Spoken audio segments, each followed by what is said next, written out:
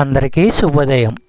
ఈరోజు దేవుని వాగ్దానం ఏమనగా సామెతల గ్రంథము 10వ అధ్యాయము 18వ వచనము. అంతరంగమున పగ ఉంచుకునివాడు అబద్ధికుడు, కొండెము ప్రచురమ చేయువాడు బుద్ధిహీనుడు.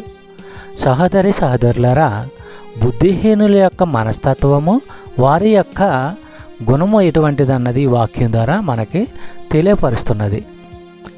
వారు అంటే బుద్ధిహీనులు లోపల ద్వేషం ఉంచుకుంటారంట. అలాగే అనేక మంది నీతిమంతుల మీద, న్యాయవంతుల మీద అపనిందలు ప్రచారం చేసేవారుగా ఉంటారంట. వారిని అబద్ధికులుగాను మూర్ఖులుగాను వాక్యము ద్వారా ఎంచబడుతుంది.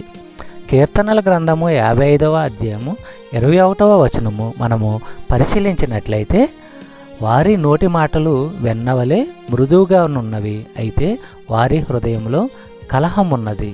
వారి మాటలు సమురు కంటే నునుపైనవి, అయితే అవి వరదీసిన కత్తులే.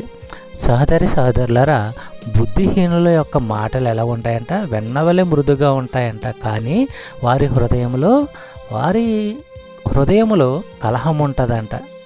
పైకి ఎంతో మంచిగా మాట్లాడినట్టు మాట్లాడతారు, కానీ వారి అంతరంగంలో మాత్రం వారికి ప్రజల మీద వ్యతిరేక భావం ఉంటుందని తెలియపరుస్తుంది.